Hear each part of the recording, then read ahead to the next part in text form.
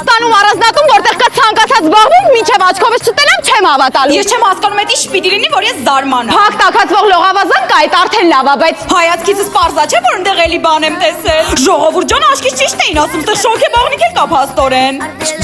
ջակուզի, հա? Փակ տակածվող լողավազան, ջակուզի, շոքեբաղնիկ, էլ ինչ կա։ Ինչ հետաքրքիր աղջիկ ես, քիչ ջան, ես մեծ բուխարին չես տենում դու։ Ստեղ քանի հոգի կնստի, մամա ջան։ Դուք պատկերացնում եք, չէ՞ ինչ հավես կլինի ես պրոյեկտորով բանակումը նայելը։ Հերիք չի այսքան բանը կա, մի հատ էլ սեղանի թենի։ Բա դու հələ մի հատ հետ նայի։ Ոնց էլի բան կա։ Պոկերա,